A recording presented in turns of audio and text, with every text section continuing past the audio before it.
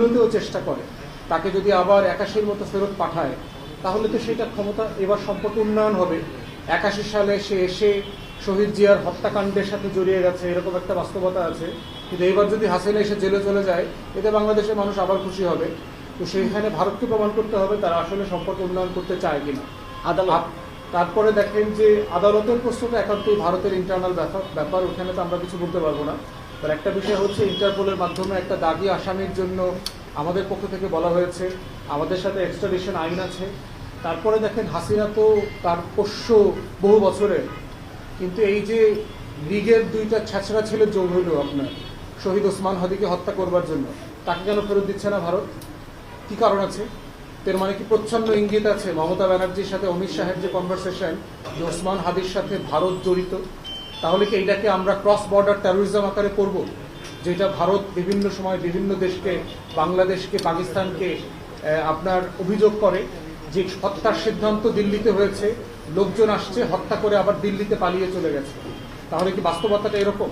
এবং এই হত্যার হুমকি কিন্তু আওয়ামী লীগের লোকজন এখনো বন্ধ করে নাই।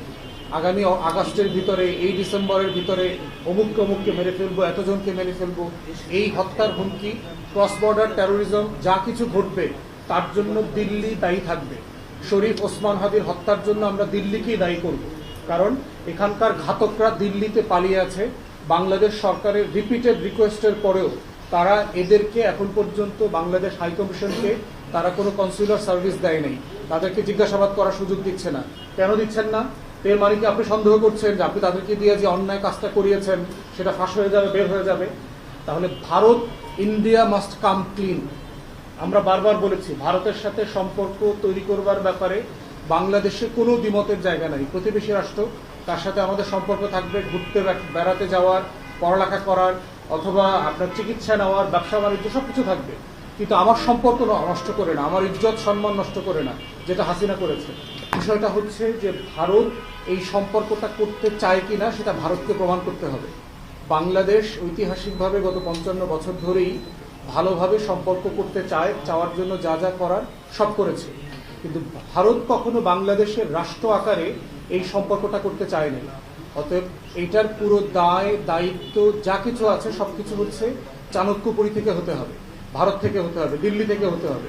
এবং ভারতের সাথে আজকে সম্পর্কের এই যে টানাপোড়েন, তার শতভাগ দায় হচ্ছে দিল্লি এই ধরনের হাসিনা মার্কা লোকদেরকে যদি ক্ষমতায় আসীন করবার চেষ্টা করে, আগামী দিনে পার্বত্য চট্টগ্রামকে ভারতে অ্যানেক্স যেন করে নেয়, অন্তর্ভুক্ত করে নেয়, তাহলে এই যে ঘটনাগুলো ঘটছে এটার সাথে তো দিল্লির নিঃসন্দেহে ইন্ধন আছে, ঐতিহাসিক ইন্ধন আছে। তারপরে বিমস্টেকের চেয়ারম্যান হিসাবে ব্রিক্সের সাইডলাইনে দাওয়াত দেওয়াটা আমাদের দেশের জন্য খুবই অপমানজনক। তো সেক্ষেত্রে মাননীয় প্রধানমন্ত্রী এবং পররাষ্ট্র মন্ত্রণালয় যে সিদ্ধান্ত নিয়েছেন ওখানে না যাবার জন্য, সেটাকে আমরা সঠিক সিদ্ধান্ত মনে করি। আমরা বোধ করি যে আমাদের ভারতের সাথে সম্পর্ক তৈরি করবার জন্য নীতিগত কোনো পজিশন নাই।